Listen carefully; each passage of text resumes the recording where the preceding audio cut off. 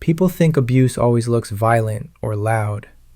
Sometimes it's quiet, calculated, well timed. Laura was a master of that. She created a world where fear lived in every corner of the house, a place where Daniel and I tiptoed, whispered, and hid our feelings like contraband. She had rules for everything. Rules about when we could talk, when we could eat, how we should chew, how long we should look her in the eyes, how we should stand, what we were allowed to laugh at. If we broke a rule, even by accident, the consequences were unpredictable. Sometimes she yelled. Sometimes she withheld meals. Sometimes she forced us to do chores until our knees ached.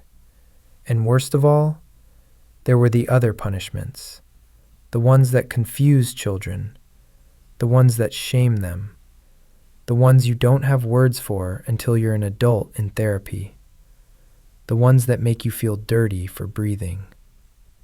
Lara had a way of turning affection into a weapon, touch into something twisted. She manipulated us with guilt, with fear, with threats masked as caretaking. Daniel was younger. He didn't understand any of it. I tried to protect him when I could. I took blame for things he didn't do. I shielded him from her commands. I became a small, trembling shield in a battle no child should ever be drafted into. But I couldn't protect him from everything. And you don't know what true helplessness is until you see your little brother break in front of you, and you're powerless to stop it. Lara always made sure to look like an angel when my parents returned. She hugged us in front of them. She asked about our day in a sweet tone. She praised our behavior. She played the role so well, even I sometimes wondered if the real Lara only existed for us. 7 years.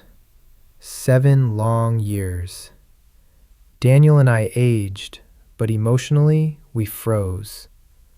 We were stuck in the same loop of fear and confusion, and the world outside never knew. It ended suddenly, abruptly, anticlimactically.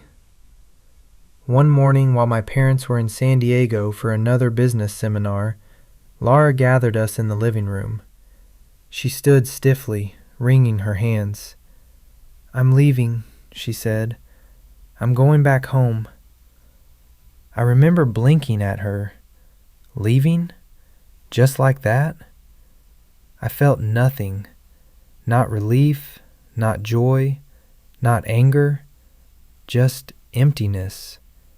Like my heart had learned not to react to anything anymore.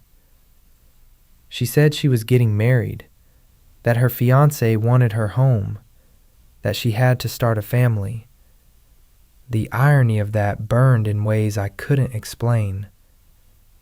When she finished packing, she knelt down in front of us with a strange smile, almost triumphant.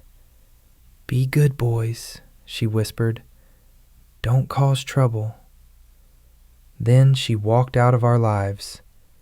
No apology, no acknowledgement of what she did. Nothing. She stepped out into the world like an innocent woman closing the chapter of a job well done. My parents later treated her departure like a sad goodbye to a beloved employee.